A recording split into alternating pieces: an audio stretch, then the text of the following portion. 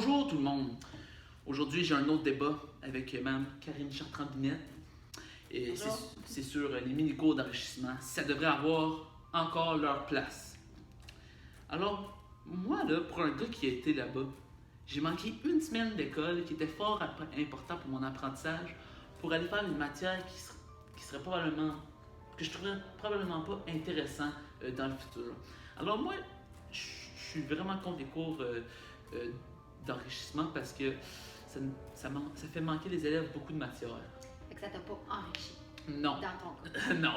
Mais par contre, oui, c'est vrai que les élèves manquent une semaine d'école, je suis d'accord, mais en même temps, ça les oblige à s'organiser, ça les oblige à être responsables, autonomes, puis de reprendre le travail qu'ils ont manqué.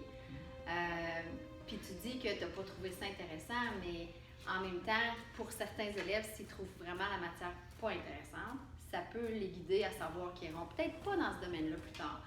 Ou peut-être qu'ils vont tellement aimer ça qu'ils vont dire oui, c'est ça que je veux faire plus tard. Donc, je pense que ça a sa place dans ce sens-là de pouvoir déterminer si c'est un bon domaine ou pas qui pourrait t'intéresser. D'accord. Mais aussi, on est dans un système d'éducation où est-ce que c'est semestriel, n'est-ce pas? Alors là, on a un certain nombre de matières dans un court laps de temps. Alors, manquer une semaine d'école, là, ça prend quand même une assez bonne portion de semestre, on dirait.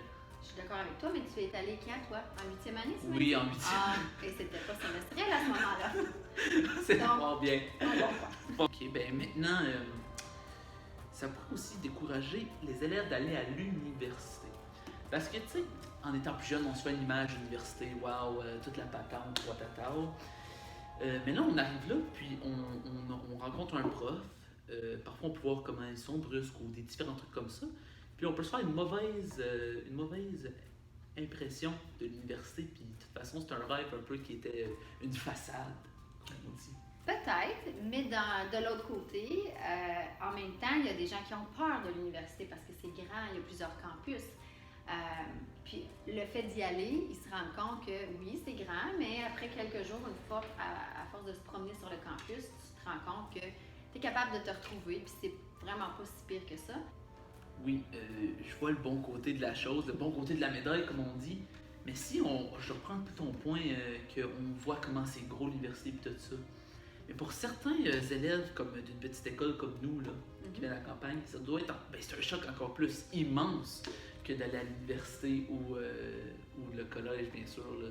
C'est pas tout le monde qui va être très bien adapté à ça. Là. C'est vrai, mais nous, les enseignants, on est là. Surtout la première journée, il y a vraiment un enseignant de l'école qui est à la cité, un enseignant à l'université, puis on les accompagne pour les élèves qui sont plus stressés, plus craintifs, pour aller s'assurer qu'ils ne sont pas perdus puis qu'ils se retrouvent. Puis après une journée ou deux, il n'y a pas de problème. Ils ont toujours accès à notre téléphone cellulaire s'ils sont perdus, s'il y a quelque chose. Donc, on les guide, mais à un moment donné, il faut qu'ils apprennent à voler de leurs propres ailes. Puis je pense que c'est une belle occasion de devenir un petit peu plus indépendant. OK. Bien, ça va être un sujet encore à débattre.